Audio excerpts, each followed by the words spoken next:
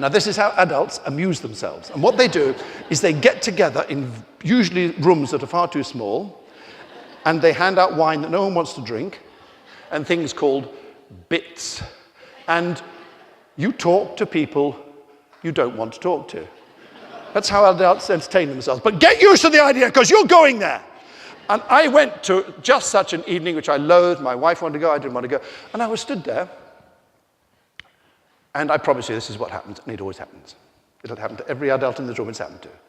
The most boring person in the whole world comes and stands right by you. And you can't get away. So I'm stood there, and eventually I creep towards the door, trying to catch the eye of my wife. Want to go home. Women are very adept at not having their eye caught. She's very adept at that. She was enjoying herself. And I was stood there sulking, which is what I do when I can't get my own way. And alongside me comes this young man who's also fed up. And he's got a drink, and I've got a drink, and you've got to say something. And I said something to him, and it's what all adults, here's a lesson for you. It's what all adults say to each other at drinks parties when they can't think of anything else to say. I said, so what do you do then? It's that silly, I promise you. All that education, GCSE, A-levels, and you end up, so what do you do then? He said something brilliant. He said, do you really want to know? And then I did want to know. I said, yeah.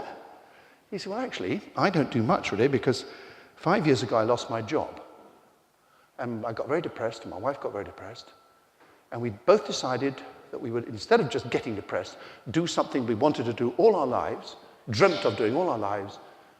We would buy a yacht and sail around the world. I said, you sailed around the world? He said, yeah, for 5 years. We've been sailing. We went to New Zealand, all over the southern Pacific. It's just amazing, amazing. And I was quite jealous, to be honest with you. But then little brainy things started going on. I said, just you and your wife? And he goes, no, with our son too. Really? I said. And you went to the Pacific Islands? Yes. Really? And was it just the three of you? No, and the dog. Really? I said. That's what I mean. I kept my ears open, and suddenly I've got a family sailing around the world in the yacht, and instantly, as I was at that stupid party, I knew how my story was going to start. There was going to be a family, bad times, decide to sell up everything, sell the house, sell the car, sail around the world, and what happens down in the southern oceans? Mum is sick. All this I made up on the spot. Brilliant. Mum's sick down the bottom. Dad's down below looking out on, leaving the boy on deck, alone in the darkness with the dog barking at the helm.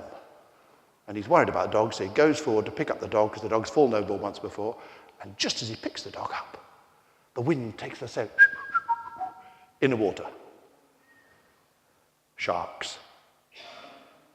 Swim, swim, swim. The boat goes away into the night with Mum and Dad on board, and he's left in the ocean. Suddenly I'm thinking, swim, swim, swim, island, island, island.